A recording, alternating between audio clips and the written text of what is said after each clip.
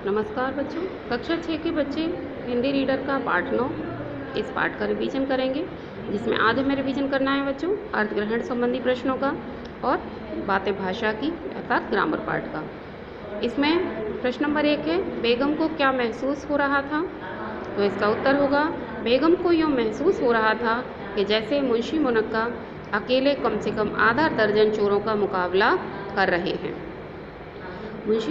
बेगम को यह महसूस हो रहा था कि जैसे मुंशी मुनक्का अकेले ही कम से कम आधा दर्जन चोरों का मुकाबला कर रहे हैं।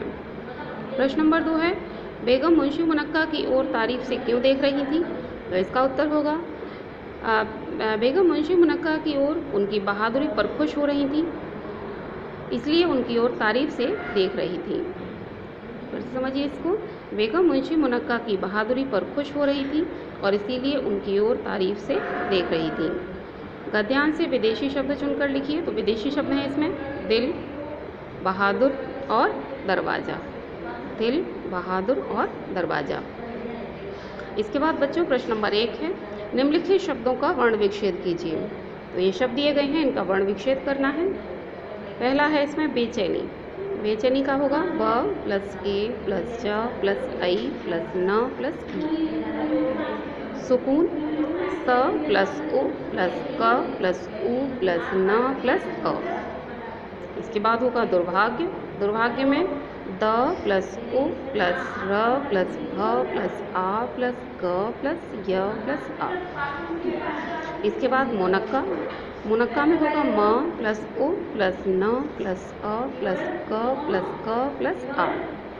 इसके बाद होगा बावर्ची। बावर्ची में होगा ब प्लस आ प्लस ब प्लस अ प्लस ई प्लस च प्लस ई।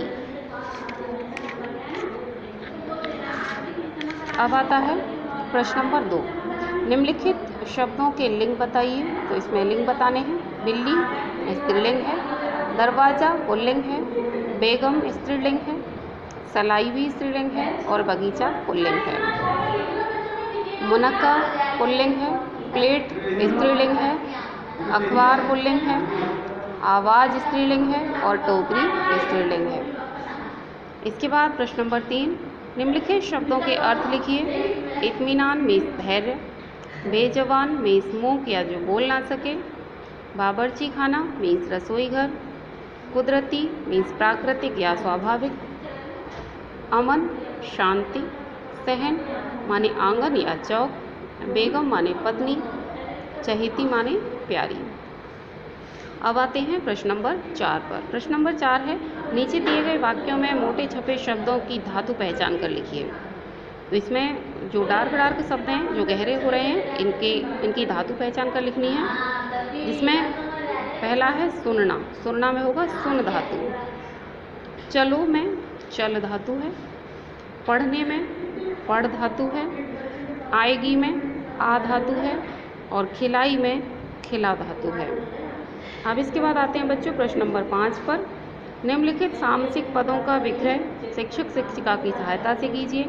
तो ये सामसिक पद हैं, इनका विग्रह करना है। चूहा दान, चूहे का दान, सेनापति, सेना का पति, आजीवन, जीवन भर, राजमहल, राजा का महल, भोजन कक्ष, भोजन का कक्ष।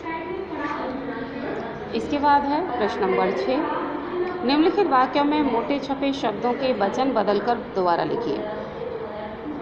ये जो डार्क वाले शब्द, जो गहरे शब्द हैं, इनके वचन बदलकर वाक्य को दोबारा लिखना है। जिस पहला है इसमें बिल्ली मछली पर टूट पड़ी। तो बिल्ली का हो जाएगा बहुवचन बिल्लियाँ। बिल्लियाँ मछली पर टूट पड़ी। ख है अलमारी खुली हुई थी। तो अलमारी का हो जाएगा अलमारियाँ। अलमारियाँ खुली हुई थी।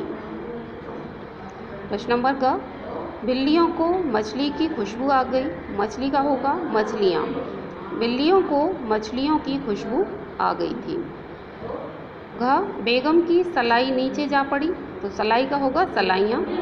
बेगम की सलाइयाँ नीचे जा पड़ी।